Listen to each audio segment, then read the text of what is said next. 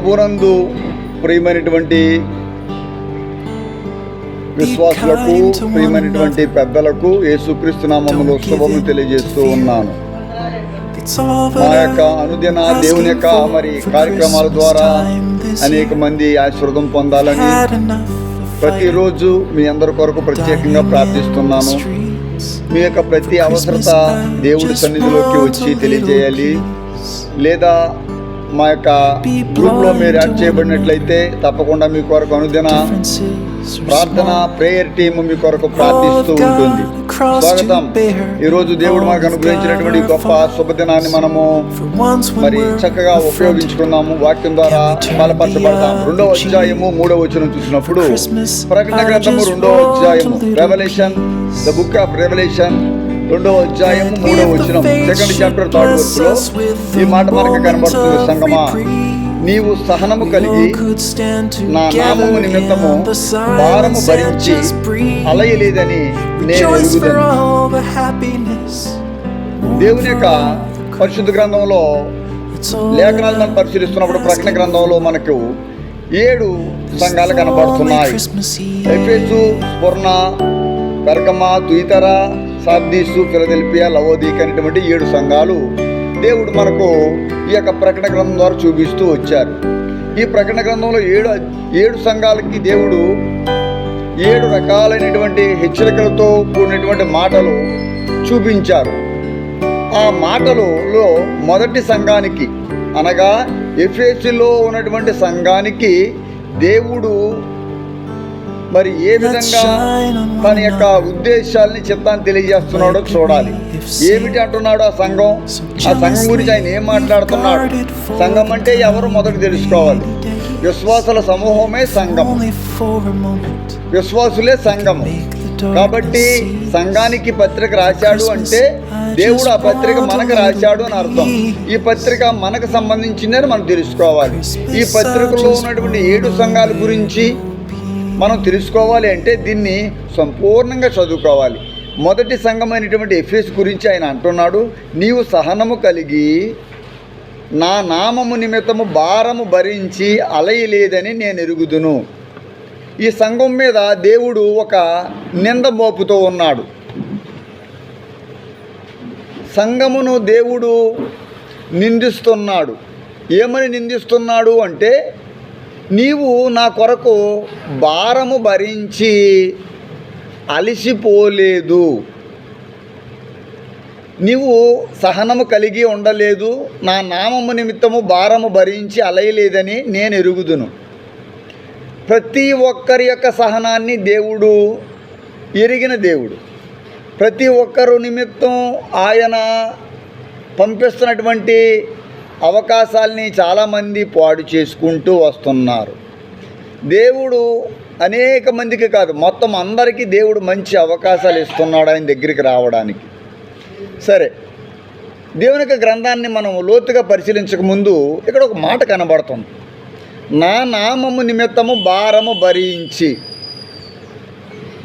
సంఘానికి భారము కావాలి.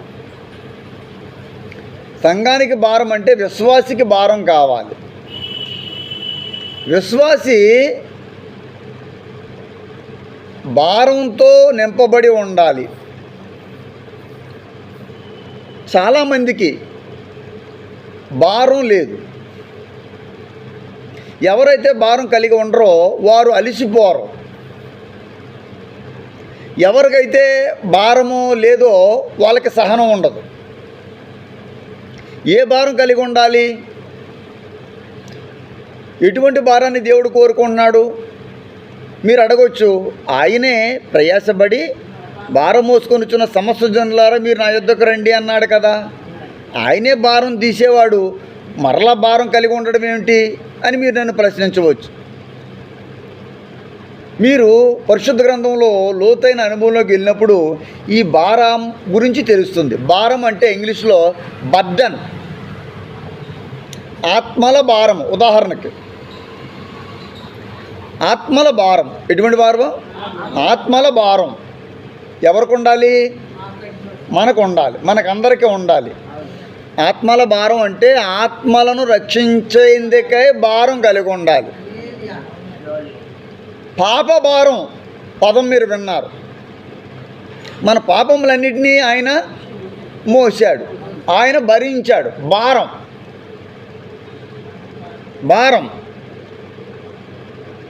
దేవుడికి లేఖనాలు చూసినప్పుడు 2వ తెస్సలోనియన్ పత్రిక 3వ అధ్యాయం 8వ వచనంలో, ఎవని యొద్దను ఉచితంగా ఆహారముగా మేము పుచ్చుకొనలేదు, మేము మీలో ఎవనికి భారంగా ఉండకూడదని ప్రయాసతోనూ కష్టముతోనూ రాత్రింపగలు పనిచేయచ్చు జీవనము చేసితిమి. ఒక అద్భుతమైన వ్యక్తి, వెరీ వండర్ఫుల్ వ్యక్తి. యేసు ప్రభు తర్వాత అత్యద్భుతమైనటువంటి పేరు ప్రఖ్యాతి కలిగినటువంటి వ్యక్తి, పరిచర్య చేసిన వ్యక్తి ఎవరంటే పౌలు గారు. పత్రిక రాస్తూ ఆయన అంటున్న మాటలో 2వ తెస్సలోనికీయులకు రాసిన పత్రిక 3వ అధ్యాయం 8వ వచనం లేఖనాలు పరిశోధించి చదువుకోవాలి. ఆయన ఏమన్నాడు తెలుసా? ఎవని యొద్దను ఉచితంగా ఆహారము మేము పుచ్చుకొనలేదు. అంటే ఎవరికి మేము ఏం కాకూడదని? భారం కాకూడదని. సంఘం అనేటప్పటికి ఎలాగుంటుందంటే, సంఘమే కదా దైవజనులు పోషించాలి అని ఈ రోజున చాలామంది దైవజనులు సంఘాల మీదే మోపబడిపోతున్నారు. సంఘమే మమ్మల్ని పోషించాలి అని సంఘం మీద వాళ్ళు ఆధారపడిపోయారు. సంఘం యొక్క ధనం, సంఘం యొక్క ద్రవ్యాలు, సంఘం యొక్క బియ్యం, సంఘంలో వచ్చే వస్తువులన్నిటినీ వారు వాడుకుంటున్నారు. కానీ పౌలు గారు దీనికి డిఫరెంట్గా మాట్లాడుతున్నారు. మీరు గమనించాలి, సంఘం గమనించాలి, సంఘాలన్నీ గమనించాలి, విశ్వాసులు అందరూ గమనించాలి. ఏమంటున్నాడు తెలుసండి? ఎవని యొద్దను ఉచితంగా మేము ఆహారం పుచ్చుకోనలేదు. దీనికి బెస్ట్ ఎగ్జాంపుల్ నేను కూడా ఎలాంటి వ్యక్తినో మీకు తెలుసు. ఎవని యొద్దను ఉచితంగా మేము ఆహారం పుచ్చుకోనలేదు. నేను పుచ్చుకుంటానో లేదో మీకు తెలుసు. ఎక్కడే కాదు, ఎక్కడికి వెళ్ళినా నేను అటువంటి ఎవరి దగ్గర ఎవరికి భారంగా ఉండకూడదు అనుకుంటాను. ఇది దేవుడు మాకు నేర్పినటువంటి విద్య, దేవుడు మాకు ఇచ్చినటువంటి జ్ఞానం, ఆలోచన. ఆయన అంటాడు, మేము మీలో ఎవరికి భారం, ఎందుకంటే మేము మీలో ఎవరికి మేము భారంగా ఉండకూడదని. ఎందుకు మేము ఉచితంగా తీసుకోము అంటే, దేవుడు మాకు ఉచితంగా ఇచ్చాడు, మేము ఉచితంగా ఇస్తాము. మా మూలపితరుల దగ్గర నుంచి దేవుని పరిచర్య జరుగుతుంది. మా మూలపితరులు అందరూ ఉద్యోగాలు చేస్తూ పరిచర్య చేశారు తప్ప పరిచర్య మీద ఆధారపడి బతకలేదు. పరిచర్య చేస్తూ వాళ్ళ దగ్గర నుంచి వచ్చే కానుకల మీద బతికి ఎవరు పరిచర్య చేయలేదండి. అందరూ కూడా ఉద్యోగస్తులుగా ఉంటూనే పరిచర్య చేసి అనేక ఆత్మలు రక్షించారు. ఉదాహరణకి మా తల్లి గారు, ఇంకా బాగా చెప్పాలంటే మా తాతయ్య గారు. ఇలాగ అందరి గురించి చెప్పడానికి సమయం లేదు. కానీ ప్రియులారా, ఇది వాక్యంలో ఉందో లేదనేది మీరు తెలుసుకోవాలి. వాక్యంలో ఉన్నది మిగతా దైవజనులు ఇంప్లిమెంట్ చేస్తున్నారా లేదనేది కూడా మీరు తెలుసుకోవాలి. మిగతా వాళ్ళు మేము సువార్థికులమండి, దేవుడే మమ్మల్ని పోషిస్తాడండి, దేవుడే పోషిస్తాడని చెప్పి మరి విశ్వాసుల మీద ఆధారపడటం, వాళ్ళకు భారంగా ఉండటం అనేది తప్పుడు సిద్ధాంతం అని మీరు తెలుసుకుంటే మీరు ఇతరులను ఖండించగలరు. మీరు సువార్త పరిచర్యలో ముందుకెళ్ళగలరు.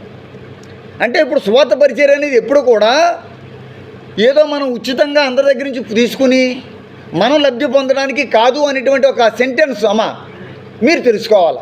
చాలామంది బైబిల్ ఎందుకు పెట్టుకుంటున్నారు తెలుసండి? మొన్న ఒక వ్యక్తి అంటాడు, ఏమండి ఇంకా నేను ఆ ఈ ఉద్యోగం మానేసి ఇంకా బైబిల్ పట్టుకుని వాక్యం చెప్పుకుని బతుకుతున్నానండి. నేను ఆ ఈ ఉద్యోగం మానేయమన్నది ఎవరు? ఉద్యోగం ఎందుకు మానేసావు? బైబిల్ చెప్పాలంటే బైబిల్ గురించి బైబిల్లోనే మాటలు చెబుతూ బతుకుతున్నావా? బైబిల్ కోసం బతుకుతున్నావా? బైబిల్ బతికిస్తుందని బతుకుతున్నావా? బైబిల్ ద్వారా ఎవరినైనా బతికిస్తున్నావా? హల్లెలూయా చెప్పు, హల్లెలూయా. నేనున్నాను, బైబిల్లో ఉన్న మాటలు చెప్పి ఇతరులు బతకాలి. ఎందుకంటే చావు నుండి నన్ను బతికించాడు అనేక సార్లు. చావు బతుకుల మధ్యలో ఉన్నవారిని మన ప్రార్థన ద్వారా కొంతమందిని బతికించాడు. ఇంకా చాలామందికి చావడానికి సిద్ధంగా ఉన్నవారు విషయంలో మనం చేయగలిగింది ఏముంది? బైబిల్లో ఉన్న మాటలు చెప్పడమే కదా. బైబిల్ని బతుకు తెరువుగా మార్చేసుకుంటున్నారు. బైబిల్ని ఒక బిజినెస్ సెంటర్గా మార్చేసుకున్నారు.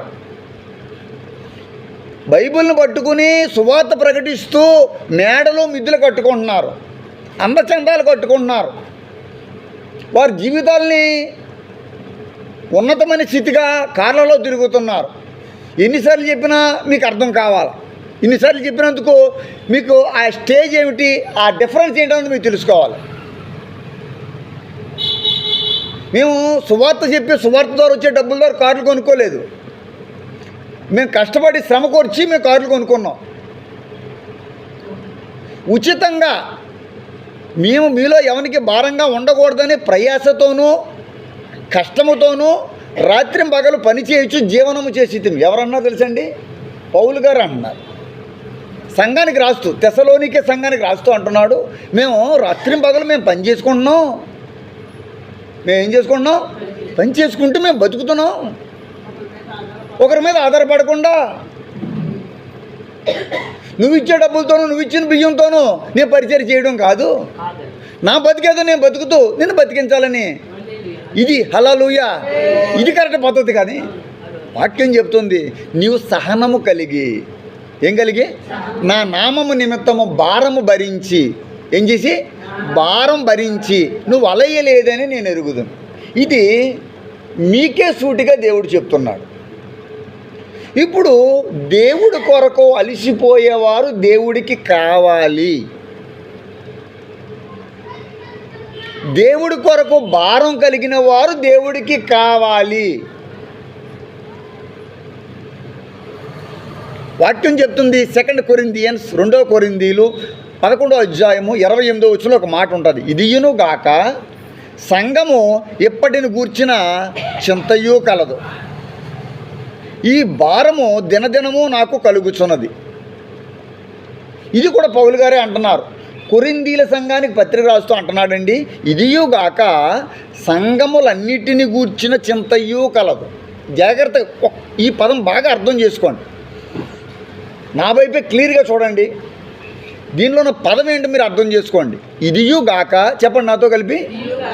సంఘములు అన్నిటిని గూర్చిన చింతయు నాకు కలదు.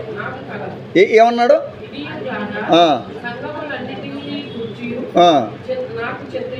అంటే అర్థం ఏంటండి చెప్పండి. అన్నిటి గురించి అంటే అండి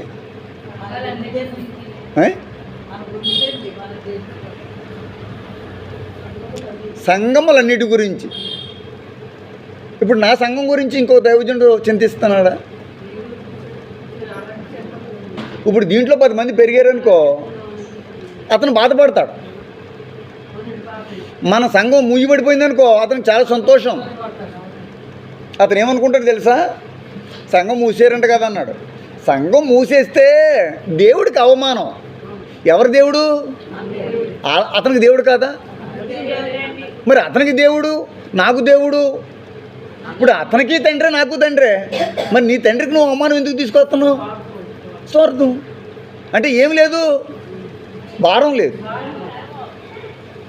సంఘములన్నిటి గూర్చిన చింతయు కలదు, ఈ భారం దినదినము నాకు కలుగుచున్నది. అంటే ప్రతి దినము అతనికి ఏముందట?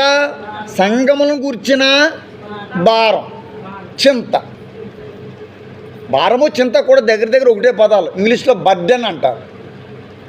ఇప్పుడు నీకు చింత లేక భారం దేని గురించి ఉందంటే, అప్పుల గురించి భారం, చింత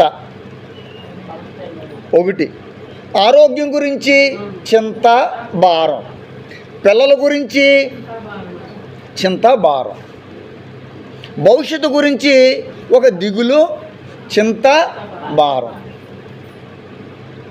నేను సూటిగా క్రైస్తవ సంఘాలకు, విశ్వాసులకు, గొప్ప గొప్ప రెవరెండ్లు, బిషపులు, డాక్టరేట్లు, సర్టిఫికెట్లు కొనుక్కుని బిషపులని పెట్టుకుని డాక్టరేట్లని 5,000కి 10,000కి సర్టిఫికేట్లు పెట్టుకుని కొనుక్కుని జీవిస్తున్న వారందరికీ నేను వేస్తున్న ప్రశ్న, మీకు చింత ఉందా? నేను 15 డిగ్రీలు చేసి నా సర్టిఫికేట్లు అన్నింటినీ చింపి పక్కన పడేశాను. దాంట్లో ఒక డాక్టరేట్ ఒరిజినల్గా PhD ఉంది. విలువైనవన్నిటినీ నేను పెంటగా ఎంచుచున్నాను. హల్లెలూయా. దీనికి సాక్ష్యం నా సంఘం, మీరే. సమస్తమును మనం పెంటగా ఎంచుకోవాలి, కానీ సమస్తమును మనకు బంగారం. దేవుడి సన్నిధి, దేవుని మాటలు మాత్రము లాస్ట్ ప్రిఫరెన్స్, చివరి ప్రాధాన్యత. మొదట మన ఇల్లు, మన పిల్లలు, మన వాకిలి, తర్వాత మనకున్న ప్రోగ్రామ్స్, పనులు, మనకున్నటువంటి మనకి రావాల్సిన గౌరవ ప్రతిష్టాల గురించి మనం ఎక్కువ చింతిస్తాం. నన్ను చూసి మాట్లాడలేదు, నేను ఎందుకు మాట్లాడతానని చింతిస్తూ ఉంటావు, బాధపడతా ఉంటావు. భర్త సరిగ్గా మాట్లాడకపోతే చింత, నిజమే. అత్తగారు సరిగ్గా మాట్లాడకపోతే చింత, కరెక్టే. మన బంధువులు, తోటికోళ్ళలో, లేకపోతే అక్కో, చెల్లో, అన్నయ్యో, తమ్ముడో ఎవరో మాట్లాడటం మానేస్తే, వదినో మరదలో, మనం ఏం ఆలోచిస్తాం? దానికి పొగరెక్కిపోయింది.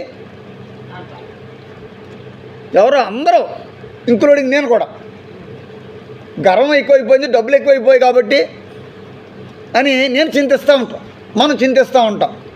ఇన్ని చింతలు కలిగిన నిన్ను అందుకే దేవుడు పిలుస్తున్నాడు, ప్రయాసపడి భారం మోసుకొనిచున్న సమస్త జనులారా మీరు నా యొద్దకు, నేను మీకు విశ్రాంతినిస్తాను. చింతలేదిక యేసయ్యా, నీ చెంతనే ఉంటామయ్యా, అంతము వరకు మెస్సయ్యా. భారం ఏది? ఆత్మల భారం ఏది? ఆత్మల గురించి భారం ఏది? సంఘం గురించి నీకు భారం ఏది? నీకున్న ఎన్నో భారాల గురించి మాట్లాడాను. అప్పుల గురించి బాధపడుతున్నావు, కానీ ఆత్మల గురించి భారం ఉందా? నెలకింత వడ్డీ ఇవ్వాల్సి వస్తుంది అని అక్కడ సంపాదిస్తున్నావు, అక్కడెక్కడ దిగుతున్నావు, ఎన్నెన్నో కష్టపడుతున్నావు. ఎప్పుడైనా దేవుడి కొరకు అంత ప్రయాసపడ్డావా? పౌలు గారు ఏమన్నా తెలుసా? ఇదియును గాక సంగములన్నిటిని కూర్చున్నటువంటి చింతయు కలదు, ఈ భార దినము నాకు కలుగుచున్నది. మళ్ళీ అదే పౌలు గారు అంటారు, అదే 2 కొరింథీయులు 12:13 అంటాడు, నేను మీకు భారంగా ఉండకపోతేనని విషయంలో తప్ప ఏ విషయంలో నేను మీకు భారంగా ఉండలేదు. అతడు తన భారం మనుషుల మీద మోపలేదు, తన భారము దేవుడి మీద మోపాడు. హల్లెలూయా. మనం మన భారం దేవుడి మీద మోపాలి.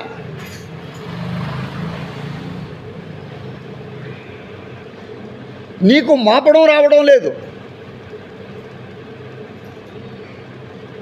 నీ భారం అంతా దేవుడి మీద మోపాలా, దేవుడేసే భారాన్ని నువ్వు మొయ్యాలా. ఇక్కడ 2 రకాలు ఉన్నది. ఇక్కడ సైమల్టేనియస్, అటు ఇటు, 2 చేతులు కొడితేనే చప్పట్లు అవుతాయి, ఒక చేత్తో అవ్వదు. 2 చేతులు చరిచినప్పుడే చప్పట్లు వస్తాయి. అట్లాగే దేవుడి కొరకు నీవు, నీ కొరకు దేవుడు, నీ కొరకు దేవుడు ఎప్పుడూ ఉన్నాడు, సమస్త జనుల కొరకు దేవుడు ఉన్నాడు. ఆయన అంటున్నటువంటి మాటలు చాలా అద్భుతమైనటువంటి మాటలు. దేవుడు ఎన్ని భారాలు తీసాడు తెలుసా? ఆదికాండంలో కరువు భారంగా ఉన్నందున, అబ్రహాం గారి కాలంలో కరువు భారము. దేవుడు నీకు ఎన్ని భారాలు తీసేసాడో చెప్తున్నాను నేను, జాగ్రత్తగా వినండి. ఆ కాలంలో అబ్రహాం గారు నివసిస్తున్న ప్రాంతంలో కరువు వచ్చేసిందని మళ్ళీ ఇంకో చోటకి వెళ్ళాడు ఆయన. ఆదికాండం 12:10 మీరు చదివితే మీకు తెలుస్తుంది. ఈ రోజున మీకు కరువు అనేది లేకుండా, ఆ భారం లేకుండా ప్రతిరోజు మన కడుపులు నింపుతున్నాడు. అప్పుడు ఆ దేశంలో కరువు వచ్చాను. ఆ దేశంలో ఎలా ఉంది అంటే భారాల్లో ఒక భారం కరువు భారం. ఈ రోజున నీకు కరువు ఉందా? హల్లెలూయా. అనేక సంవత్సరాల క్రితం దేశంలో కరువు వచ్చేది. దేశంలో వస్తువులు ఉండేవి కాదు, కరువు అల్లాడిపోయేది. మా నాన్నగారు చెప్తూ ఉండేవారు. ఆయన చిన్నప్పుడు ఆయన చూడలేదనుకో, ఆయన కూడా వినే ఉంటారు బహుశా. వెస్ట్ బెంగాల్లో అంటే బెంగాల్లో కరువు వచ్చిందట. మీకు చెప్తే మీరు చచ్చ అనుకుంటారు. కుక్కల్ని కూడా తిన్నారట. చూసారా? డెఫినెట్గా మీరు అనే ఫస్ట్ మాట అంటే దరిద్రం అంటారు ఎవరైనా సరే. ఇది ముమ్మాటికి నిజం. ప్రపంచ చరిత్ర చెబుతోంది. మేము టీవీ ఛానల్లో వాక్యం ఇది వెళ్తుంది కాబట్టి దీంట్లో సత్యమే చెప్తాం తప్ప అసత్యం ఉండదు ఇప్పుడు కూడా.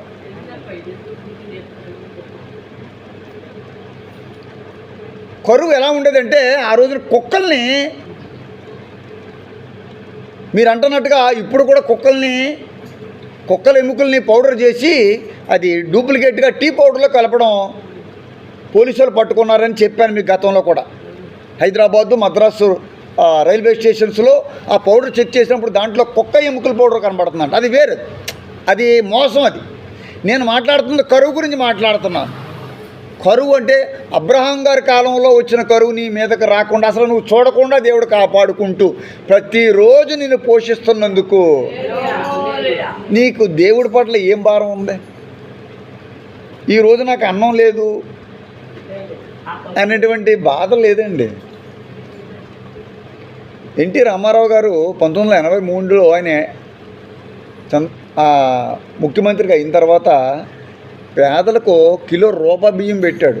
ఎందుకంటే అప్పుడు కూడా పేదలకి చాలా కరువు ఉండేది బియ్యం లేక. నాకు తెలియదు యాక్చువల్గా. ఎందుకంటే మాకు ధాన్యం వచ్చేది, 10 బస్తాలు ఎంతో వచ్చేది, మేము వాడించుకునే వాళ్ళం. అంటే కరువు అనేది నాకు తెలియదు మామూలుగా, అసలు ఇలా ఉంటుందని తెలియదు యాక్చువల్గా. కానీ నేను విశ్లేషించగలను, ఎందుకంటే నాకు దేవుడు ఆ యొక్క జ్ఞానం ఇచ్చాడు కాబట్టి. అప్పుడు ఆయన కిలో బియ్యం రూపాయికి పెట్టాడు. దాంతో ప్రజలందరూ ఆ బియ్యం తెచ్చుకుని చాలా కాలం చాలా హ్యాపీగా బతికారు. ఈ రోజున ఆ బియ్యం కొనుక్కుని మళ్ళీ తిరిగి రేషన్ కొట్లు అమ్మేస్తున్నారు, బియ్యం కొట్లు. నేను 25 కేజీలు మంచి బియ్యం కొనుక్కోవడానికి వెళ్తే ఒక ఆవిడ రేషన్ కార్డులో మరి రేషన్లో ఇచ్చినటువంటి బియ్యాన్ని అమ్ముకోవడానికి వచ్చింది. ఆవిడకి డబ్బులు అవసరం. ఆవిడ నేను విమర్శించడం లేదు, అది తప్పని నేను అన్నాను. ఎవరిష్టం వాళ్ళది. ఎందుకు అమ్మేసుకుంటుందంటే ఆవిడ ఆ బియ్యం తినంటుంది. ఏమంటే మంచియే కదా, నాకు ఇలాంటి దొరికితే నేనే తింటాను అన్నాను. అయితే తినండి బాబా, ఈతను అమ్మేస్తాం కాబట్టి ఇక్కడ కొనుక్కోండి ఈయన దగ్గర అంటాను. ఆవిడకి ఆ బియ్యం తింది, ఎందుకంటే ఆవిడకి కరువు లేదు. ఎందుకు ఈ మాటలు చెప్తున్నానంటే కరువు ఆవిడకి లేదు. ఈ రోజున మనం కరువు చూడకుండా దేవుడు మనల్ని ఏం చేస్తున్నాడంటే కాపాడుతున్నాం. దేవుడికి స్తోత్రం గట్టిగా చెప్పండి. కానీ ఆ దేశంలో అబ్రహాం గారి కాలంలో ఏమొచ్చిందమ్మా? కరువు వచ్చింది. అదే ఆదికాండము 41వ అధ్యాయము 31వ వచనం చూసినప్పుడు యోసేపు గారి కాలంలో రాబోతున్న కరువు భారాన్ని దేవుడు ముందుగా యోసేపు గారికి చూపించాడు. 41:31లో ఆ కరువు మిక్కిలి భారంగా ఉండును. దేవుడికి మహిమ కలుగును గాక. దేవుడు చూపించాడు రాబోతున్న కరువుని. దేవుడు యోసేపుకి దర్శనంలో ఇలా కరువు ఆ కరువు ఎలాగుంటుందట? మిక్కిలి భారంగా. ఇప్పుడు ఈ భారాలన్నీ మనమేంచి దేవుడు తీసేసాడు కాబట్టి నీకు ఆత్మల భారం లేదు. అసలు నీ ఆత్మ గురించే నీకు చింత లేదు.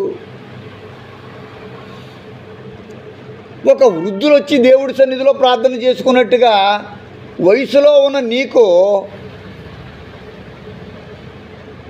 దేవుడికి ప్రార్థన చేయాలని ఇంగిత జ్ఞానం లేకుండా ఆరాధన సమయాల్లో నువ్వేం చేస్తున్నావో నేను చెప్పక్కర్లేదు.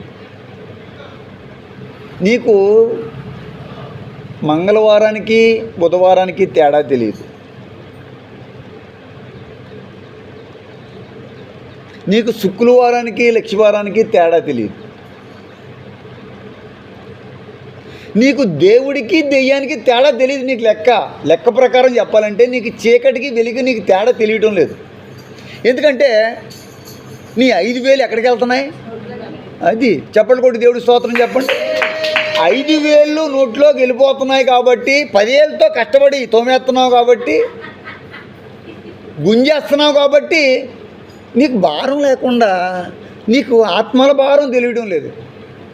పౌలు గారు ఎలాంటి భారం కలిగి ఉన్నారో చదివితే, ఇదియును గాక సంఘములన్నిటిని గురించి, సంఘములన్నిటి గురించి ఎవడకుందండి? తన సంఘంలో ఒక విశ్వాసి గుడికి రాకపోతే అతడు ఎంతగానో కొట్టేసుకుంటాడు. తన సంఘంలో విశ్వాసి ఇంకో సంఘంలోకి వెళ్తే ఎంతో కంగారు పడిపోతాడు. కానీ సంఘాలన్నిటికీ శిరస్సు ఎవరో? దేవుడు. సంఘాలన్నిటికీ శిరస్సు ఆయనండి. సంఘాలని నువ్వు తేడా చేసావు. 100 సంఘాలు 1000 సంఘాలు తయారు చేశారు. అబద్ధ బోధకులు, బోధ గురించి మాట్లాడుకున్నాం. ఎన్ని రకాల బోధలు ఉన్నాయో తెలుసా? భయంకరమైన బోధలన్నీ వచ్చేసాయి. ఒకరు యెహోవా దేవుడు అంటున్నాడు, ఒకడు మెస్సయ్య ఇంకా రాలేదంటున్నాడు, ఇంకోటి యెహోవా సాక్షులు అంటున్నాడు. వారాల పేరు చెప్పి, డినామినేషన్ పేరు చెప్పి విశ్వాసుల్ని ఐక్యపరచలేకపోతున్నారు. విశ్వాసుల్లో ఐక్యత లేకుండా చేస్తున్నాడు. ఒక్కొక్కడు ఒక్కో రకమైనటువంటి థియరీని ఫాలో అవుతున్నారు. మేము అలా కాదు, మేము యూనివర్సల్గా బైబిల్ థియరీని ఫాలో అవుతాం. మేము మొదటి నుంచి కూడా బైబిల్ థియరీ కావాలి మాకు. బైబిల్లో ఏమి డాక్టరీన్ ఉందో అదే చెప్తాం తప్ప మా స్వతహాగా మేము కల్పించలేదు. మా సొంతంగా ఇప్పుడు సంఘాలు ఎలాగొచ్చాయి తెలుసండి? ఒక్కొక్క పదం పట్టుకుని ఆ పదం ప్రకారం వాళ్ళ సంఘాలు నిర్మించేస్తున్నారు. చర్చ్ ఆఫ్ క్రైస్ట్ ఉంది, క్రీస్తు సంఘములు మీకు వందనాలు చెప్తున్నాయని ఉంది 16 రోమీయుల రాసిన పత్రికలో. ఇంకా అది పట్టుకుని క్రీస్తు సంఘం పెట్టేశాడు. అదే ఆ సంఘమే పైకి వెళ్తుందట, ఇంకే సంఘాలు ఎలవట. అది నిజమో కాదో అందరికీ తెలుసు. ఎవరు పైకి వెళ్తారో తెలుసా? దేవుడంటే భయభక్తులు కలిగిన వాడు. భక్తి అంటే దేవుడి సన్నిధికి వచ్చి ఆరాధించడం. భయం అంటే దేవుని వాక్యానికి లోబడటం. నీతి అంటే విన్న దాని ప్రకారం నడుచుకోవడం.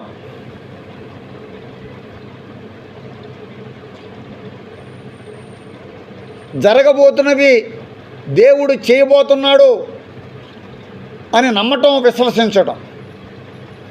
నిరీక్షణకు ఆధారం లేనప్పుడు అబ్రహాము దేవుని యందు అది అతన్ని నీతిమంతుడిగా చేసింది.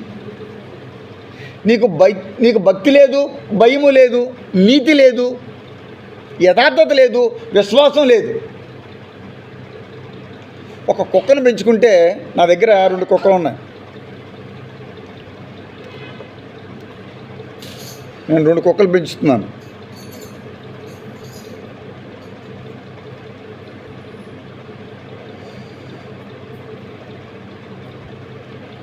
దానికి యజమానుడు కిలోమీటర్ దూరంలో ఉన్నాడంటే దానికి వాసన తెలిసిపోతుంది. ఒక కుక్క 50,000, 50,000. ఒకరోజు దానికి ఫుడ్ 500. దగ్గర రెండింటికి కలిపి అవుతుంది, దగ్గర రోజుకి అటు ఇటుగా. ఒకదాని కాదు, రెండింటికి కలిపి. నెలకెంత? 15,000 ఓన్లీ డాగ్స్కి. ఎందుకు పెంచుకుంటున్నామంటే మనుషులకి ఏం లేదంటే అసలు లేదు. మనం ఎంత పెట్టినా, మనం ఎంత చేసినా కుక్కలకి విశ్వాసం ఉన్నంతగా మనుషులకు ఉండదు.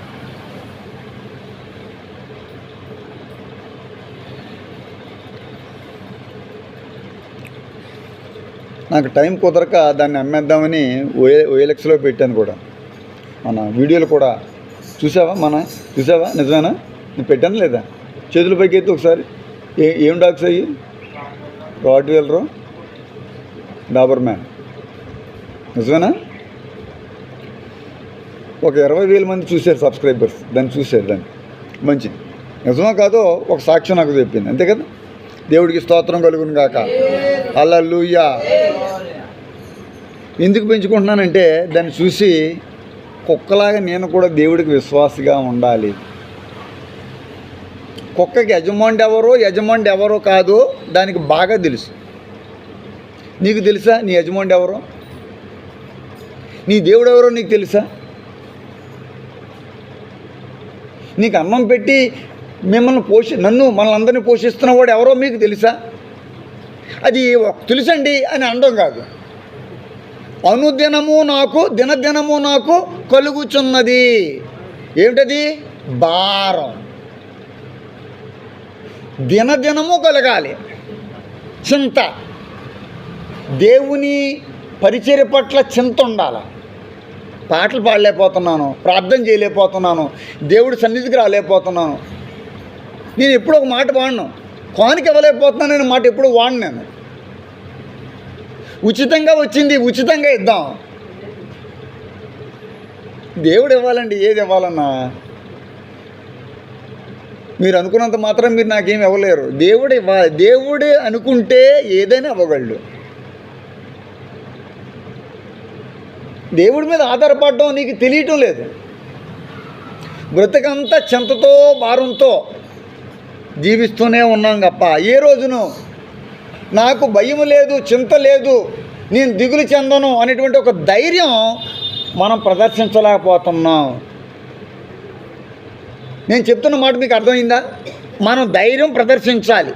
ఎప్పుడు ప్రదర్శించగలం? మన భారం దేవుడి మీద వేసినప్పుడు. నేను ఎవరికి భారంగా ఉండకూడదు అని పౌలు గారు అతను ఏం చేసుకున్నాడట? రాత్రింపగలు పని చేయించి జీవనము చేశాను. ఈరోజున అందరూ అలా చేస్తున్నారా? ఏ ఒక్కడైనా వేరే పనులన్నీ చేసుకుంటూ ఏదో ఓ 10 మందికో 20 మందికో వాక్యం చెప్పి కానుకలు పట్టకుండా, చందాలకు అడగకుండా, దశమ భాగాలు అడగకుండా ఎవడైనా సంఘాలు నడిపిస్తున్నాడా? అంటే డాక్టరీన్ అంతా కూడా ఏమైపోయింది? తారుమారైపోయింది. బైబిల్ సిద్ధాంతం వేరు, నీ సిద్ధాంతం వేరు. వాక్యం చాలా క్లియర్గా చెబుతుంది. ఈ భారము అపోస్తుల కార్యాలు 15వ అధ్యాయము. If you read the Bible, acts 15th chapter and 28th and 29th వర్స్లో విగ్రహములకు అర్పించు వాటిని, జాగ్రత్తగా వినండి, బాగా వినండి అమ్మ, నా వైపు చూడమ్మా. వాటి రక్తమును గొంతు పిసికి చంపిన దానిని జారత్వమును విసర్జించాలి. ఈ అవశ్యమైన వాటికంటే ఎక్కువైనది ఏ భారము మీ మీద మోపకూడదని పౌలు గారు ఎంత బాగా చెప్తున్నారో 15వ అధ్యాయము అపోస్తుల కార్యాలు తెరవండి. 28, 29 వచనాల్లో పౌలు గారు చెప్తున్నటువంటి వాళ్ళ మీద వేసే అతను వేసే భారం ఏంటో చదువు ఒకసారి.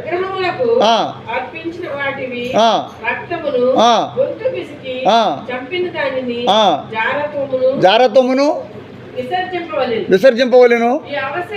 ఈ అవశ్యమైన ఇంతకంటే ఇంతకు మించి ఎక్కువైన ఏ భారమును మీ మీద. హల్లెలూయా. నీకేమర్థమైంది అమ్మా? నువ్వు చదివావు కదా, ఏమర్థమైంది చెప్పమ్మా.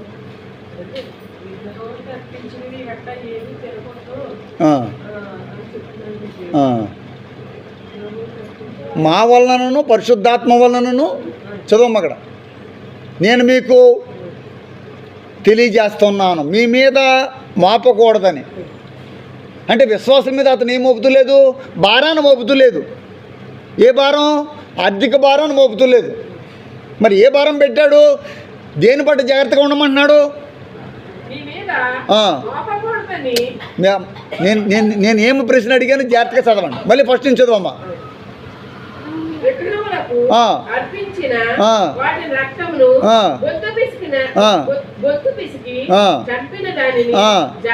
అంటే మీకేమర్థమైంది? నువ్వు ఎక్కడికి వెళ్ళి భోజనాలు చేస్తున్నావు? ఎవరికి భోజనాలు వండుతున్నావు?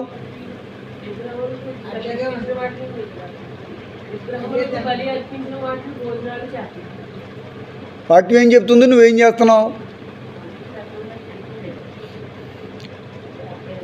దేవుని వాక్యం జాగ్రత్తము. ఇదే నేను మీ మీద వేసే భారం. ఇదే చందాలు ఇవ్వమని, కానుకలు ఇవ్వమని, డబ్బులు ఇవ్వమని నేను అడుగుతలేదు అని ఆయన చెప్తున్నాడు. నేను చెప్తున్నాయి కాదు, ఇది ఆయన చెప్తున్న మాటలు. నీకు బుద్ధి, జ్ఞానం, భయం, భక్తి ఉంటే, నీతి ఉంటే ఈ జీవితంలో ఈ రోజు నుంచి మరలా ఇలాంటి వాటిని ముట్టుకోకూడదు. నేను చెప్తలేదు. నీకు ఇష్టమైతే వాక్య ప్రకారం నడుచుకోవాలని ఉంటే నీ జీవితం మార్చుకో. దీంట్లో ఉన్నది మీకు ఉన్నదట్టుగానే మాట్లాడుతున్నాను.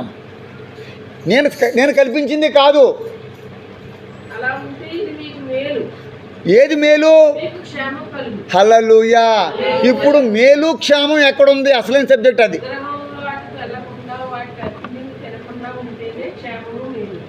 చెప్పలు కూడా దేవుడికి స్తోత్రం చెప్పు గట్టిగా. మేలేందని ఏం చేస్తున్నాం మనం? క్షేమాన్ని ఏం చేసుకుంటున్నాం? ఒక్కరోజు బాగుందనుకుంటే 2-3 రోజులు వరుసగా జ్వరాలు, జబ్బులు, వ్యాధులు, దెబ్బలు. ఈ రోజు బాగున్నాంరో బాబు అనుకుంటే తర్వాతే తలనొప్పి వచ్చేస్తుంది. ఇవన్నీ ఎక్కడ ఎఫెక్ట్లు అనుకుంటున్నారు? జాగ్రత్తం. తిరుగుబాటు. నువ్వు తిరుగుబాటు చేసావు. నువ్వు ఆదివారం గుడికి రాకుండా తిరుగుబాటు చేసావు. 4 రోజులు వరుసగా మానేసావు, 1 వారం రోజులు వరుసగా మానేసావు. నువ్వు రాకపోతే నీ కానుక నాకు రాకపోతే నేనేం చచ్చిపోను. మాకు అవసరమే కానుకలు, కానీ మేము దాని గురించి వాక్యం చెప్పాం. ఖండితంగా చెప్తాం తప్ప దాని గురించి నేను మాట్లాడను. ఇవ్వటం ఇవ్వకపోవడం అన్నది నీ ఇష్టం, నీ కర్మ. నీ కర్మ ఎలా కాలిపోతే అలా కాలిపోవాలా. వాక్యం ఎలా ఉందో అలాగే చెప్తున్నాను అంతే. నీకు ఇష్టమైతే విను. జాగ్రత్తం.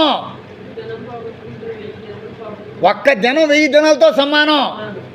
నిన్ను దేవుడు అనుదినం పౌష్టికంగా, బలంగా తీర్చిదిద్దేశాడు. ఎక్కడి నుంచో ఎక్కడ పైకి లేపాడు. ఇప్పుడు నీకు ఎవడు అందుతులు లేదు. ఏసీలు లేని ఇల్లు లేవు, ఇన్వర్టర్లు లేని ఇల్లు లేవు, వెహికల్స్ లేని ఇల్లు లేవు, కనీసం 5-6 మొబైల్ సెల్ ఫోన్ లేని ఇల్లు లేవు. సరిగ్గా నేను 10-15 సంవత్సరాల క్రితం నుంచి ప్రార్థన చేస్తున్నాను. ధనవంతుల ఇళ్లలో ఏముంటాయి? అన్నీ ఇంట్లోకి వచ్చేయమని. మీకు గుర్తుందో లేదో? ఇప్పుడు అవన్నీ వచ్చేసాయి. ఇది నిజమో కాదో నాకు తెలుసు, నా పరిశుద్ధాత్మకు తెలుసు, మీకు తెలుసు. ఆ వచ్చిన రోజు దగ్గర నుంచి కంఫర్ట్ ఎక్కువైపోయింది, సుఖం ఎక్కువైపోయాయి. Pond's powder, Pond's cream, lotions,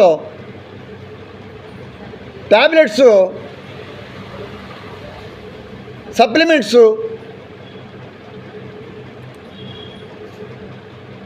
ఇంకా వీధులంపట రోడ్డు మీద తూర్పు నుంచి వచ్చిన వాళ్ళు నేను రోజు చూస్తూ ఉంటాను. చాలా చోట్ల సిటీస్లో ఎలా ఉంటుందంటే సరిగ్గా 6 ఇటుకలు తెచ్చుకుంటారండి వాళ్ళు. 6 ఇటుకలు నడి రోడ్డు మీద. ఏ రోడ్డు మీద అయితే మనుషులు ఎవరు ఉండరో పాపం ఆ 6 ఇటుకలు పెడతారు. ఇటు 2 అటు 2 అటు 2 పోయి ఇట్టేస్తారు రోడ్డు మీద. వాళ్ళకి రూఫ్ ఏంటనుకుంటున్నారు? ఎక్కడో అదేదో కనబడుతుంది అలా, ఆ బ్లూ అంత సరే అలాంటి ఒక కవరు. ఆ చెట్టుకి ఈ చెట్టుకి కట్టేస్తాడు. అక్కడే ఉంటారు వాళ్ళు. ఒక 4 రోజులు ఎంతో పని ఉంటుంది. ఆ పని అంతా చేసుకుని వెళ్ళిపోతారు. అబ్బా ఎంత కష్టపడుతున్నారు. అలాంటి ట్రబుల్ లేకుండా, అలాంటి ఇబ్బందులు లేకుండా దేవుడు మనం పోషిస్తున్నాడు. కాబట్టి మనకి ఏం పెరిగిపోయింది తెలుసా?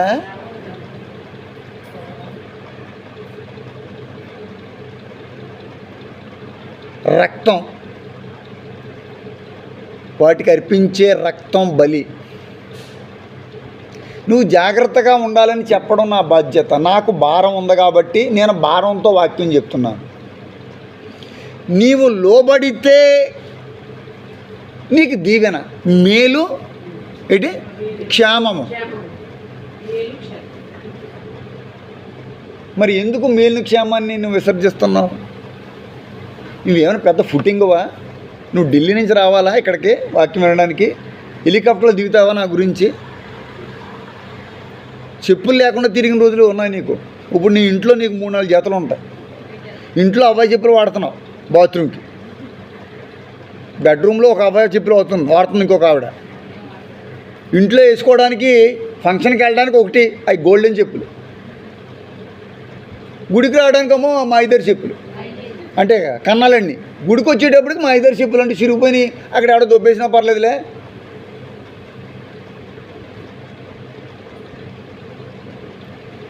ఇది నీ విశ్వాసం. ఇది దేవుడికి కృతజ్ఞత ఏది? కుక్కలకున్న విశ్వాస జీవితం ఏది?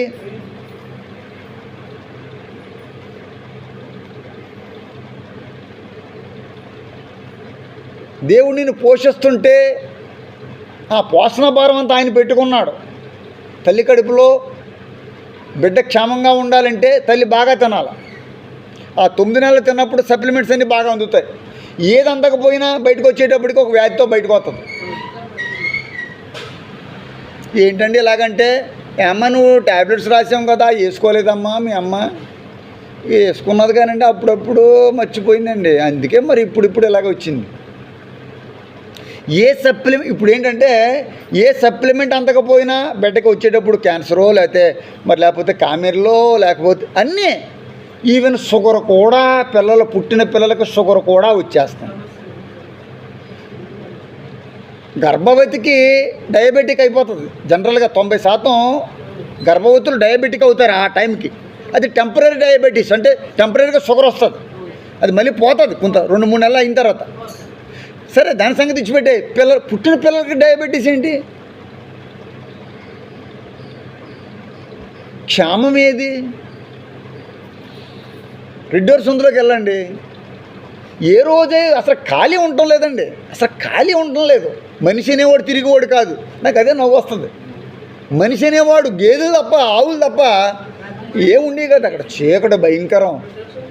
చిన్నప్పుడు చదువుకోవడానికి మా కాలేజీ అక్కడే కదా మాకు. అలా వెళ్ళేటప్పుడు ఇక్కడ దెయ్యం ఉందంటారు అంటే బాబోయ్ పరిగెత్తి మళ్ళీ కలపూ సెంటర్ నుంచి వచ్చేసేవాళ్ళు. నాకు భయం వేసేసేది అనమాట. వెళ్ళేవాళ్ళు కాదు ఇక్కడ.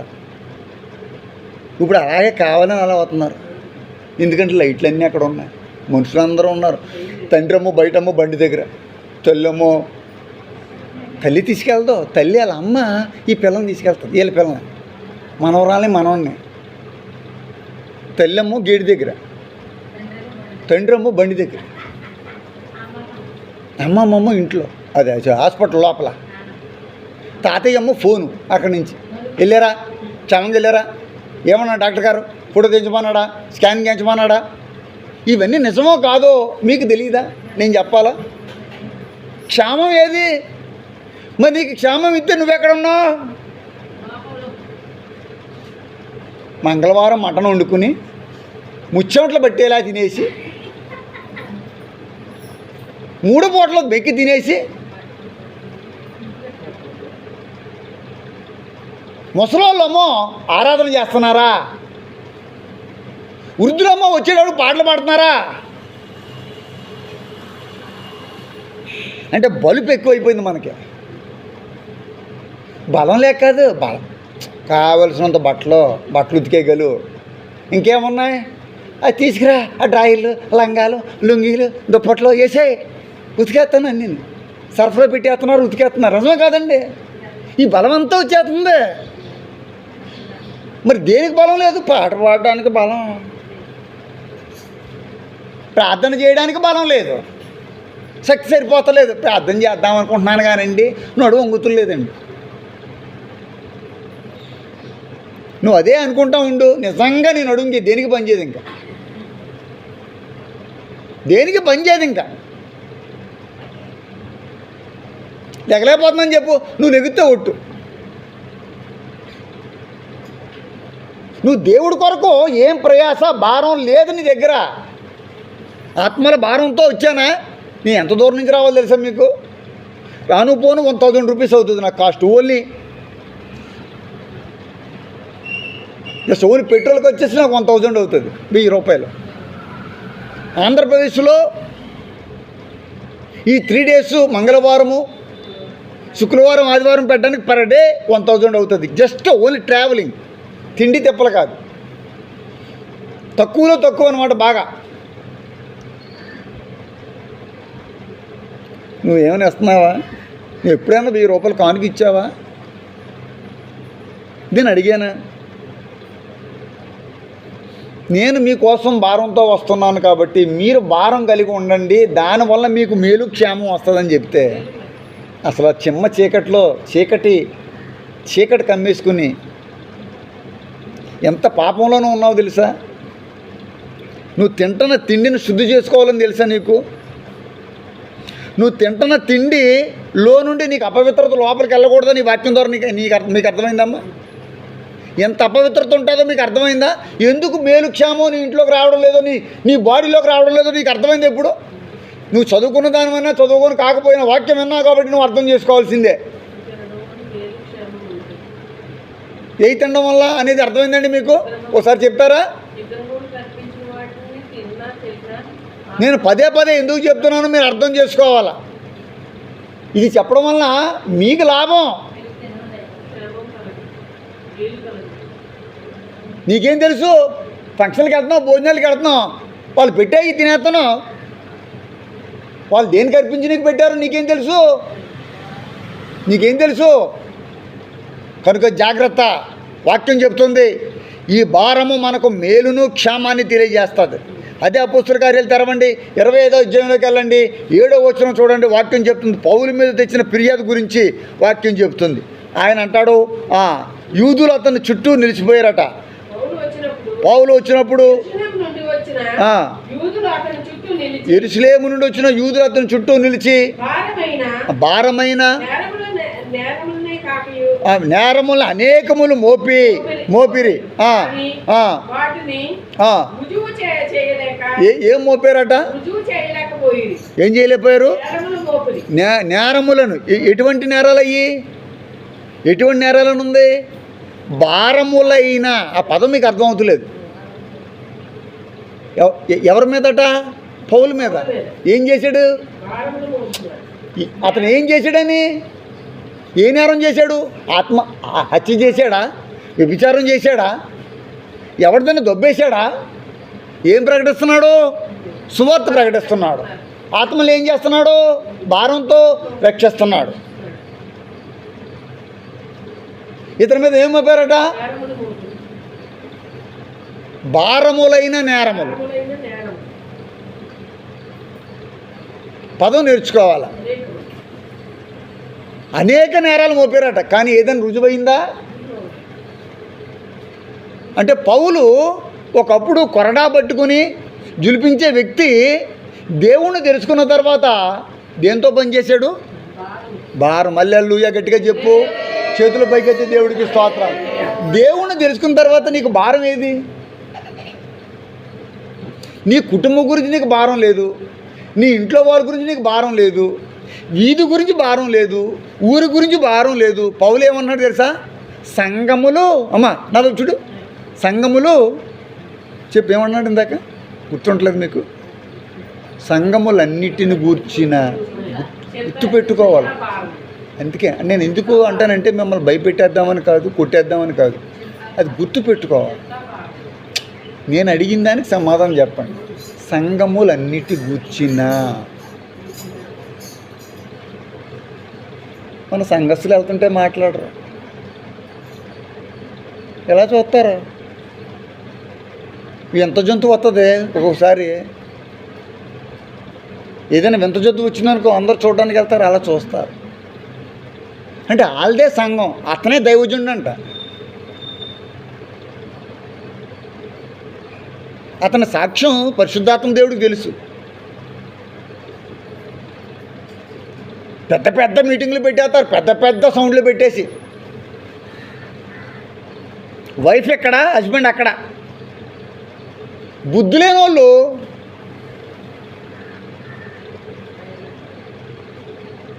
మధ్యవర్తుల మాటలు వినేసి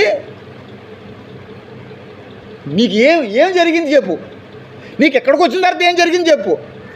అక్కడికి వెళ్ళిన తర్వాత ఏం జరిగిందో చెప్పు. నీ నోటితో చెప్పు.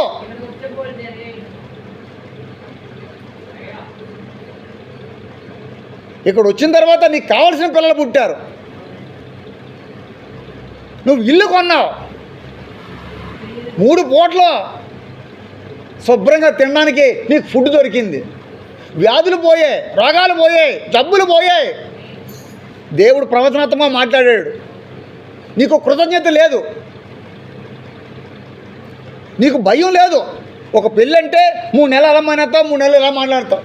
దానికి ఫస్ట్ నైట్ అయితే నువ్వు మానేస్తావు, దానికి సెకండ్ నైట్ నువ్వు మానేస్తావు. వాళ్ళు మానేస్తారు, నువ్వెందుకు మానేడు? నీ పిల్లలకి క్రైస్తవ వివాహాలు చేయలేదు, నీ కుటుంబంలో క్రీస్తు ఫోటో కాదు కదా, అసలు క్రీస్తుకి స్థలం లేదు అక్కడ. నీ ప్రార్థన స్థలం ఎక్కడో చెప్పు. నీ ఇంట్లో ఏ స్థలంలో అనుదినం ప్రార్థన చేస్తావు ఆ స్థలం నీ గురించి సాక్ష్యం చెప్పాలా? వాడుక చొప్పున హల్లెలూయా. దేవుడికి వాడుకుందండి, ప్రార్థన చేసుకోవడానికి వాడుకుందండి, వాక్యం చెప్పడానికి ఆయనకు వాడుకుందమ్మా. దేవుడితో యేసయ్యే తండ్రితో సహవాసం కలిగి ఉన్నాడు. మరి నువ్వెంత, నీ బతుకెంత? ఆలోచించు ఒకసారి. రోడ్డు మీద వెళ్తుంటే కుక్కలు పచ్చడైపోతాయి లారీల కింద పడి. నేను అనుకుంటాను దానికి నాకు పెద్ద తేడా లేదు, దానికి నాకు పెద్ద తేడా లేదు. ఎందుకో చెప్పనండి, మనం బండి మీద వెళ్తున్నప్పుడు మనం పడిపోతే మనం కూడా పచ్చడైపోతాం. ఇది యథార్థం. నేను ఇన్ని కేసులు చూశాను, ఇన్ని కేసులు ప్రతిరోజు చూస్తూనే ఉంటాను. ఒకసారి రాజా పడిపోయాడు బండి నుంచి, ఎన్ని దెబ్బలు తగిలాయి. అవునా? మీకు చెప్పలేదు, నేను ఎన్నిసార్లు పడ్డానో నాకే తెలియదు. అన్ని ప్రమాదాల నుంచి. పంది వల్లే పొర్లినా నన్ను, కుక్క వల్లే తిరిగిన నన్ను, పంది వల్లే పొర్లినా నన్ను, కుక్క వల్లే తిరిగిన. దేవుడికి స్తోత్రాలు. ఎలాగా? పంది వల్లే. ఈ పాట నీ హృదయంతో, నీ నోటితో నీవే అనుకుని పాడుకో. కనీసం ఇప్పుడైనా మారితే, మారడం అంటే లైఫ్ లాంగ్ నువ్వు స్థిరపడి ఉండాలి. అలాగా నువ్వు ఎలా ఉన్నావంటే, ఈ వారం స్థిరంగా వచ్చావంటే 2-3 వారాలు నువ్వు దేవుడి సన్నిధికి రావు. మేము అలా కాదు, తరతరాల నుండి ప్రభువులో వేరు పారిన వారమై ఇంటి వలె కట్టబడుచు వచ్చాం. ఒక చిన్న ఉపాధ్యాయుడు మా తాతయ్య గారు, ఒక ఎలిమెంటరీ స్కూల్లో చిన్న మాస్టర్ అని, గొల్లపల్లి దావీదు గారు. కాలేరు వెళ్ళి మీరు అడిగితే చెవిడి పంతులు గారు అంటారు ఆయన్ని. లాస్ట్లో చెవిడి వచ్చేసింది ఆయనకి, పెద్దగా అయిన తర్వాత 80 సంవత్సరాలు వచ్చింది. చెవిడి పంతులు గారు అని పేరు. చెవిడి పంతులు గారు ఇల్లు ఎక్కడని అడగండి, కాలేరు ఇల్లు అడగండి. ఎప్పుడైనా మీరు వెళ్ళినప్పుడు పలానా చెరువు ఎదురుగుండా ఇల్లు అంటారు. ఏంటి పరిస్థితి? ఒక చిన్న మాస్టర్ ఇంట్లో మా పెద్ద మావి గారు కలెక్టర్, డిప్యూటీ కలెక్టర్గా రిటైర్ అయ్యారు. Deputy collector for Visakhapatnam, Vizag డిస్ట్రిక్ట్కి ఆయన డిప్యూటీ కలెక్టర్ అయ్యి రిటైర్డ్ అయ్యాడు. ఆర్మీలో పనిచేసి ఆర్మీలో 40 సంవత్సరాలకు రిటైర్మెంట్ అయిపోతుంది. ఆయన పోస్టింగ్ ఎంఆర్ఓ తహసీల్దార్ కింద అయ్యాడు. తహసీల్దార్ నుంచి ప్రమోషన్ వచ్చి డిప్యూటీ కలెక్టర్ మా అమ్మగారికి ముందు అయిన గొల్లపల్లి ప్రేమ సుందరం గారు. ఇప్పుడు వరకు కాదు కదా ఈ జిల్లాలో అలాంటి కుగ్రామం నుంచి డిప్యూటీ కలెక్టర్ అయినవాడు ఎవ్వడో లేడు. డిప్యూటీ కలెక్టర్ అంటే మొత్తం జిల్లా అంతా ఆయన చేతిలో, ఫుల్ కంట్రోల్, అన్ని డిపార్ట్మెంట్లు. గొల్లపల్లి ప్రేమ సుందరం గారు, వీళ్ళు ఎంక్వైరీ చేయండి. సెకండ్ మా అమ్మగారు. తర్వాత ఇంకొక మావి గారు ఉన్నారు, గొల్లపల్లి శ్యాంప్రసాద్ గారు. 2 రాష్ట్రాలకి అధికారి, ఎస్బీఐకి, స్టేట్ బ్యాంక్ ఆఫ్ ఇండియాకి 2 రాష్ట్రాలకి అధికారి. అంటే మీరు వెళ్ళే చిన్న ఈ బ్యాంకులోకి వెళ్ళి మేనేజర్ లోపల ఉంటాడు, ఆ మేనేజర్ కాదు. అలాంటి నాకు తెలిసి ఒక 50,000 మంది మేనేజర్లు అందరికీ ఆయన అధికారి. గొల్లపల్లి శ్యాంప్రసాద్ గారు, ఎంక్వైరీ చేయండి. వీళ్ళందరూ కూడా దేవుడి పరిచర్యలో ఉండేవాళ్ళే. మా సాంప్రదాయం దేవుని సువార్తను ప్రకటించడమే. సుధీర్ వచ్చాడు ఆ ప్రాంతానికి, మా మావి గారు ఒక ఆయన, ఇంకొక ఆయన చచ్చిపోయాడు, కల్పల్లి జర్మీ ప్రసాద్ గారు ఒక ఆయన చనిపోయాడు. సుధీర్ని తీసుకెళ్ళాను, వచ్చాడు. అప్పుడు ఆయన కూడా వచ్చాడు. ఆయనకి వయసు ఇప్పుడు 75 సంవత్సరాలు. మా శ్యాంప్రసాద్ గారు మావి గారికి 75 సంవత్సరాలు. ఆయన క్రిస్టియన్ మ్యాగజైన్ ఒకటి నడుపుతున్నారు. దేశ విదేశాలలో, రాష్ట్రంలో అనేక చోట్ల సువార్త ఇప్పటికీ కూడా ప్రకటిస్తున్నారు. ఏది రిటైర్ అయిపోయిన 2 రాష్ట్రాలకి, వెస్ట్ బెంగాల్కి కేరళకి ఆయన అధికారి. వెస్ట్ బెంగాల్కి కేరళకి. స్టేట్ బ్యాంకులు ఎన్నెన్ని ఉన్నాయో రాష్ట్రంలో, ఊర్లో కాదు, మండలంలో కాదు, జిల్లాలో కాదు, రాష్ట్రంలో కాదు, 2 రాష్ట్రాలకి అధికారి. దేవుడు ఎలా పైకి తీసుకొస్తాడో తెలుసండి. దేవుడు తన జనులను ఎప్పుడు మర్చిపోవడో. నేను ఎందుకు ఇవన్నీ చెప్తున్నానంటే, నేను డబ్బా కొట్టుకుందామని కాదు, నేను డబ్బా కొట్టుకోవడానికి కాదండి. వాళ్ళైతే నాకేంటి లాభం, వాళ్ళ కుటుంబీకులు బాగుంటారు. నేను ఎందుకు నాకెందుకు చెప్పుకోవాలా? అయితే బంధువులు అయితే ఉండొచ్చు. నేను ఎందుకు చెప్తున్నానంటే, తన జనులను ఆయన అంటే దేవుడు ఎప్పుడు మర్చిపోవడం. నువ్వు ఏం విత్తుతావో ఆ పంటే కోస్తావు. జీవితకాలం మా అమ్మగారు చచ్చిపోయేంత వరకు పరిచర్యలోనే ఉన్నారు. సువార్త భారం. ఓ పక్కన హెచ్ఎం గారుగా లేకపోతే టీచర్గా లెక్చరర్గా పనిచేసిన రోజుల్లో సువార్త ప్రకటించారు. రిటైర్ అయిన తర్వాత ప్రకటించారు. చనిపోయేంత వరకు ఆవిడ పరిచర్యలో. మీకు అందరికి వాక్యం చెప్పేవారు కదా. ఆవిడకి ఎందుకండి ఆ భారం? మామూలుగా మీరు ఆలోచించాలి కదా. మాకు మెతుకులు లేవా? ఎవరైనా అడుక్కోవాలా? ఎవరి మీదైనా ఆధారపడాలా? మాకు ఎందుకండి ఈ పరిచర్య చేసి మరి లేకపోతే ఏదో ఎవరైనా మెప్ప మీలాంటి మిమ్మల్ని మెచ్చుకున్నాక సన్మానం ఇవ్వడం చేసి కూడా ఉన్నాడు అక్కడ ఈ ఏరియాలో. మాకు భారం ఉంది, సువార్త భారం. అది దేవుడు మాకు కలిగించాడు. ఏదైతే పౌలులో నువ్వు చూస్తున్నావో ఆ భారం దేవుడు మా ఇంటి వారందరి మీద పెట్టాడు. హల్లెలూయా. ఆ భారంతో పనిచేస్తున్నాం తప్ప మీరేసే పైసల గురించి, మీరేసే కానుకల గురించి, ఎవడో ఇచ్చే దశంభాగాల గురించి కాదండి ఈ పరిచర్య. నువ్వు వస్తే నీకు దీవెన, నీకు మేలు, నీకు క్షేమం. ఇప్పుడు చదవలేదా? నువ్వు క్షేమం ఆ రోజు పోగొట్టుకున్నట్టే లెక్క, 1000 రోజులు పోగొట్టుకున్నట్టే లెక్క కదా. ఇక్కడ కూర్చున్నట్టుగానే కుర్చీలో కూర్చుని నీ ఇంట్లో టీవీ చూస్తూ ట్యాబ్లెట్ వేసేసుకుని బీపీకి, షుగర్కి, థైరాయిడ్కి. బీపీకి ఒక ఆవిడ వేసుకుంటుంది, షుగర్కి ఒక ఆవిడ వేసుకుంటుంది, థైరాయిడ్కి ఒక ఆవిడ వేసుకుంటుంది, ఇంకో మందికి ఇంకోటి వేసుకుంటుంది. వేసేసుకోవడం, పని చూసుకోవడం, టీవీ చూసేసుకోవడం, భోజనం చేసేసుకోవడం, అన్నాలు గిన్నాలు వండేసుకోవడం, గిన్నెలు తోమేసుకోవడం.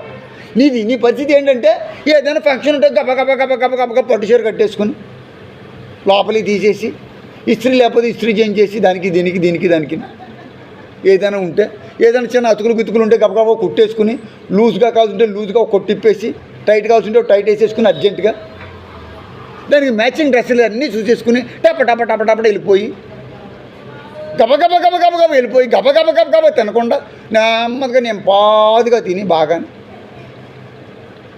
ఇంటికి వచ్చిన తర్వాత జాడించుకోవట్లేదు. ఇంతే కదా మనం చేసే పనులు. తినడం వెళ్ళడం అంతే కదా మనం చేసే పని ఉంది. మనకేం భారం ఏం లేదు. ప్రతి మెతుకు మీద దేవుడు వాటికి నీ పేరు రాసి పెడుతుంటే అన్ని మెతుకులు నువ్వు తింటున్నావు, గుప్పుడు మెతుకులు.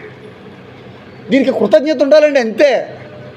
ఇప్పుడు దేవుడు అందరికీ మేళ్ళు ఇవ్వడం, అందరికీ మిద్దులు ఇవ్వడం, అందరికీ డబ్బులు ఇవ్వడం, అందరికీ అన్నీ ఇవ్వకపోవచ్చు. కానీ ఇచ్చిన వాటితో మనం ఏం పొందాలి సార్? తృప్తి పొందాలి. మనకంటే నేను ఇందాక చెప్పాను కదా, ఎక్కడి నుంచో వస్తారు, శ్రీకాకుళం నుంచి వస్తారు, రోడ్ల మీద వండుకుంటారు. పాపం ఆడోళ్ళు మగోళ్ళు కూడా. ఇప్పుడు ఆడోళ్ళు తగ్గిపోయారు, ఎందుకంటే పథకాలు ఎక్కువైపోయాయి కదా. ఎవడ పనికి రావట్లేదు వాళ్ళు. ఇంకెవడో పిల్లం వెళ్ళరా అని గెంటేస్తే వాళ్ళ వచ్చిన వాళ్ళు 10 మంది ఉంటారు. అలా ప్రతి ఏరియాకి, మన ఏరియాలో కూడా ఉన్నారు కదా, అన్ని చోట్ల వాళ్ళు మరి ఆకులు, కొబ్బరి మట్లన్నీ ఏరుకుని పాపం పొయ్యి ఎట్టుకుని చేసుకుంటూ ఉంటారు. ఎందుకు? ఆ నెల రోజులు వాళ్ళు పని చేసుకుంటే ఒక 5-6 నెలలు ఆ పిల్లల్ని వాళ్ళు పోషించవచ్చు. వాళ్ళకి ఏ భారం కలిగి ఉన్నారు? కుటుంబ భారం. మరి దేవుడి కుటుంబం అంటూ ఒకటి ఉందని నీకు తెలుసా? దేవుని కుటుంబం అంటే ఏంటి అమ్మా? దేవుని సంఘం. దేవుని సంఘమా? దేవుని సంఘాలన్నీనా? అది దేవుని సంఘాలన్నీ ఒక కుటుంబం. ఇప్పుడు దేవుని సంఘాలన్నిటి కొరకు ప్రార్థన చేయడం ప్రతి దైవజనుడికి కూడా అవసరం కదా. తన సంఘాన్ని పెంచుకోవడానికి మిగతా వాళ్ళ మీద అన్నిటికీ బురద జల్లేవా నాయకులు చాలామంది తయారైపోయారు. సంఘాలను చీల్చేస్తున్నారు.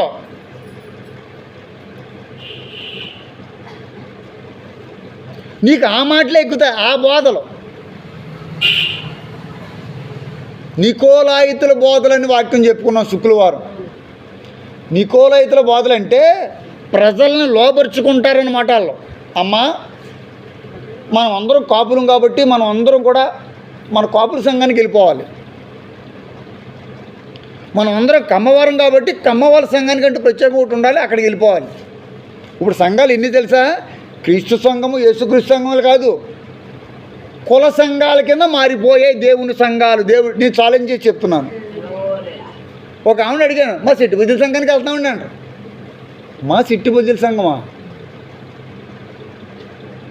జరిగిందే చెప్తున్నాను. ఎవరైనా అడిగితే చెప్తాను సమాధానం. అది నిజమో కాదో నేను ప్రూవ్ చేస్తాను. మీరందరూ కూడుకుని అది ఒక కుల సంఘంగా మీరు చిత్రీకరించుకుంటున్నారు. యేసుక్రీస్తు అలాగే చెప్పాడా? జాలల దగ్గరికి వెళ్ళాడు, సమరయుల దగ్గరికి వెళ్ళాడు, పాపులతో మాట్లాడాడు, దొంగలతో మాట్లాడాడు, వ్యభిచారులు రమ్మన్నాడు, జాగ్రత్తలోనూ రమ్మన్నాడు, చేపలు పట్టుకుంటే నన్ను వెంబడించమని అన్నాడు. సుంకమ్మిడి దగ్గర ఒక గుత్తదారుడు, మరి అతను ట్యాక్స్ కలెక్టర్ ఉంటే అతను రమ్మన్నాడు, జక్కీని రమ్మన్నాడు,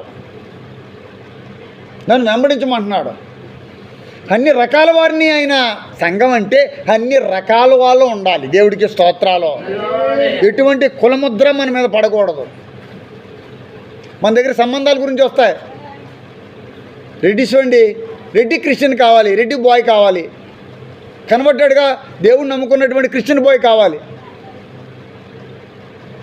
దేవుణ్ణి నమ్ముకున్నాను అంటున్నావు, ఇంకా కులానికి ఎందుకు నువ్వు ప్రాధాన్యత ఇస్తున్నావు? కులం ఏంటి? దేవుడి కులం ఏంటి? కులాలు ఎవరు కల్పించారు? మతం అంటే ఏమిటి? మన మతం కాదు కదా, మన దేవుడి మార్గంలోకి వచ్చిన వాళ్ళం కదా. దేవుడి చిత్తం ప్రకారం చేసేవాడు నీతిమంతుడు. భక్తి దేవుడి సన్నిధికి తీసుకొస్తుంది. నువ్వు రావడం లేదంటే నీకు భక్తి లేదు. భక్తి లేని దానికి నీకు భయం ఏముంటుంది?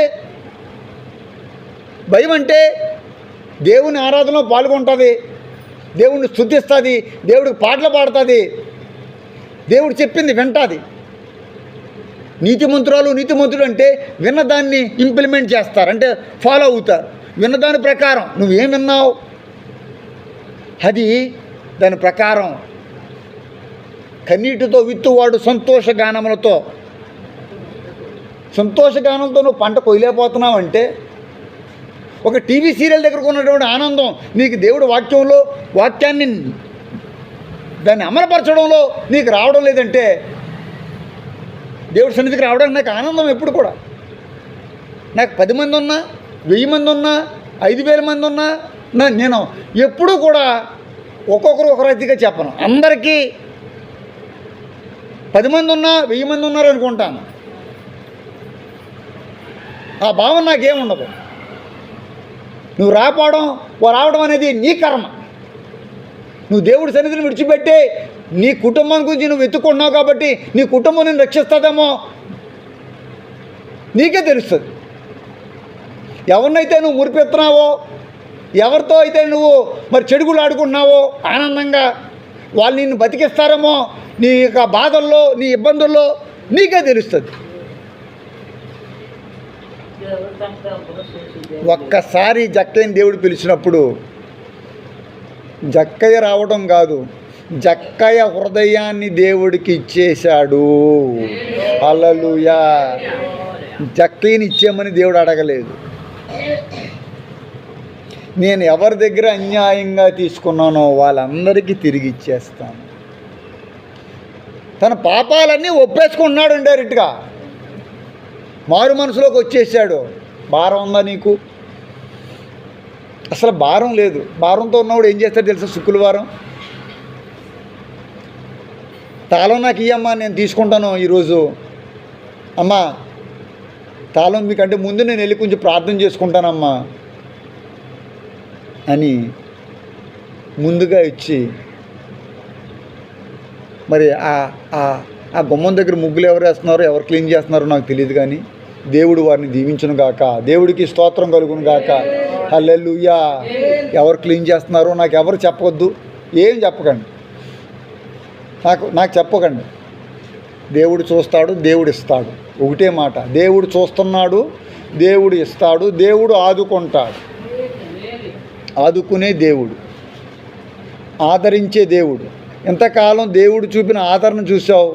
దేవుడి యొక్క ఆగ్రహం నీ మీదకి దిగి రాబోతున్నట్టుగా నాకు కనబడుతుంది. ఈ ఆగ్రహాన్ని నువ్వు తట్టుకోగలవా? వర్షం గట్టిగా వస్తే నాకు చాలా భయం అండి ఇప్పటికీ కూడా. ఎందుకు భయం అన్న మాట అన్నానంటే, అంత భయంకరమైన వర్షంలో మరి భయపడకుండా ఎలా ఉంటాం చెప్పండి. అంటే చచ్చిపోతామని భయం కాదు, ఏంటి ఇంతలాగా, ఏ కొంప ముంచడానికి ప్రభువా అనుకుంటూ ఉంటాను, ఏ కొంప కూలిపోవడానికి ప్రభువా. నేను మళ్ళీ ఇంకో ప్రార్థన చేస్తాను.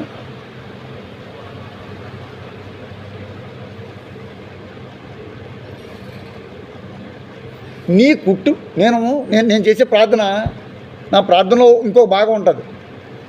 నా కుటుంబస్తులందరినీ దీవించండి, ఆశీర్వదించండి అని అడగను. ఫస్ట్ దేవా నీ కుటుంబస్తులందరినీ నువ్వు రక్షించుకుని కాపాడుకో. నీ కుటుంబస్తులు అంటే ఎవరు? ప్రపంచంలో ఉన్న సంఘాలన్నీ. ఇది నా బాధ్యత, నా భారం. రేపొద్దున ఆయన అడుగుతాడు, ఏమయ్యా నువ్వు ఎప్పుడైనా నా కుటుంబం అని అడిగావు, కానీ నా కుటుంబం గురించి నువ్వు ఎందుకు చేయలేదు? సెకండ్ అడుగుతాను, నా కుటుంబస్తులను కూడా దీవించడానికి.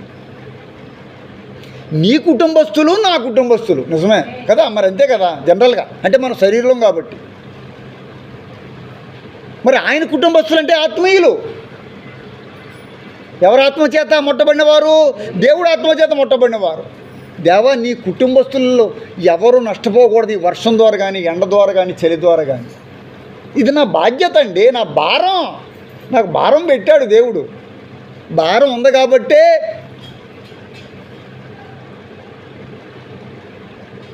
నేను ప్రయాసతో శ్రమను ఓర్చుకుని దేవుడి సన్నిధికి రావాల్సి వస్తుంది. వాక్యం చెప్తుంది, ఇర్మియా గ్రంథము 23వ అధ్యాయం 34వ వచనంలో ఒక మాట ఉంది, మనమే ఆయనకి భారం, మనమేమో మన భారం ఆయన మీద మోపుతున్నాం. బాగానే ఉంది, ఆయన మన భారాన్ని తీసేస్తున్నాడు. బాగా చదవండి, వాక్యం చూసుకోండి. ఇర్మియా గ్రంథం 23వ అధ్యాయము 34వ వచనంలో చూసినప్పుడు ఏముంది తెలుసా? మనము ఆయనకు భారంగా ఉన్నాము.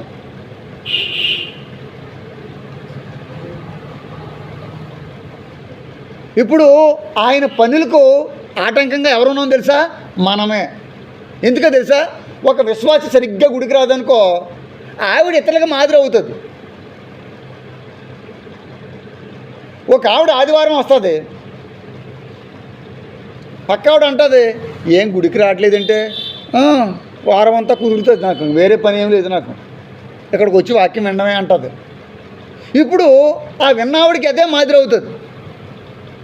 నువ్వు రావట్లేదు కాబట్టి ఇంక నేను రావక్కర్లేదు, నాకు భయం ఏంటి, హ్యాపీగా నేను పని చూసుకుంటాను. సరిగ్గా మధ్యాహ్నం భోజనం టైం కదా, ఇంట్లో వాళ్ళు వస్తారు, అందరికి భోజనాలు వడ్డించాలి, ముద్దలు ఎట్టాలి కదా, నువ్వు ముద్దలు ఎట్టాలి. నీకు పిల్లలు, చిన్న పిల్లలు పుట్టారు, నీకు చిన్న పిల్లలు, సంకని ఎక్కించుకుని వాళ్ళకి పాలు ఇచ్చి వాళ్ళకి ముద్దలు ఎట్టాలి. లేకపోతే కుదరతలకి, లేకపోతే ఏడ్చేసి ఉయ్యాల్లోంచి పడిపోతారు పిల్లలు మరి కదా. పంది వలె పొర్లిన నిన్ను కుక్కవలే తిరుగుతున్న నిన్ను దేవుడు అంటున్నాడు, నీవే నాకు భారంగా ఉన్నావు. ఉందా? ఇర్మియా గ్రంథం తీసారా? 23 వచ్చి ఏముంది చదవమ్మా. యాజకుడే గాని సామాన్యుడే గాని యెహోవా భారమును మాట ఎత్తువాడెవడనను వాటిని వాని ఇంటి